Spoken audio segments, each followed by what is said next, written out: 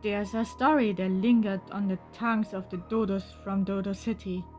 An old tale of a Dodo brother who got too far over the years with its newfound powers. Well, who is this little Dodo that you're talking about, you may ask? He was known as Mr. Bluescreen.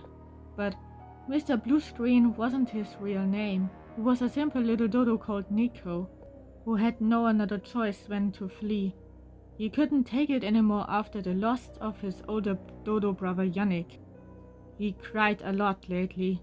His dark side they are stuck again after Yannick's successful attempt to lock him back inside Nico's already broken and sensitive Dodo body.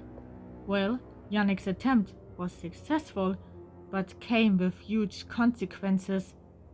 The crack in the middle of Nico's chest has widened over the years, like a gem that had lost its glory. The internal pain that Nico still feels about his bigger brother's death. He remembered that time as he had holding Yannick in his arms, dead and lifeless.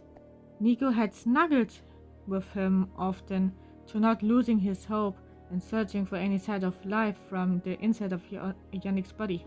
But Nico slowly noticed there's no way that Yannick would ever waking up again.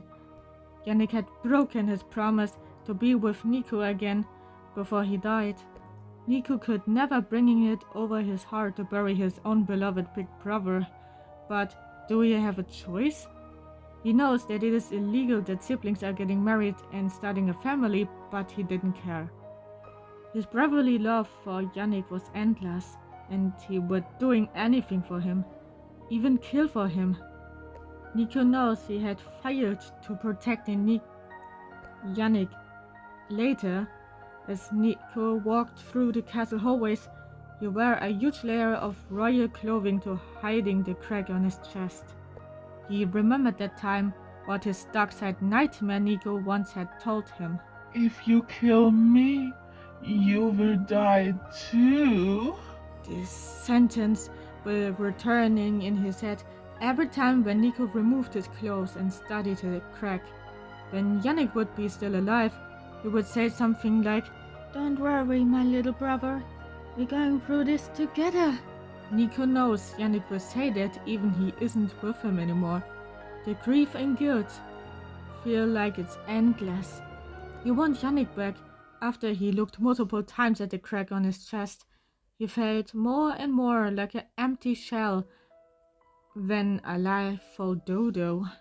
Nico was getting to play with the dangerous thought to doing a suicide or committing a crime, and East erased himself from the world. The endless desire to want Yannick back began to eating Nico from the inside out. The crown was laying there on Yannick's grave right after the royal funeral.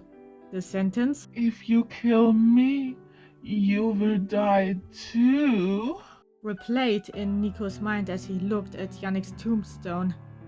He teared up. He blamed himself that he couldn't say "I protect you" before Yannick died. But the dream of the royal reunion got popped away as the confirmation of Yannick's passing came in. Cosma, Fenra, Sho, Chocomilk, Kelly, Nagi, Sarakani, and Sleeping Teddy was the main guest at the royal funeral. They spoke in a few words about how great Yannick was as Nico's older brother and ruler of the Dodo Kingdom. The flowers, the banners, and more was tinted in Yannick's green colors to make it clear a royal had passed away.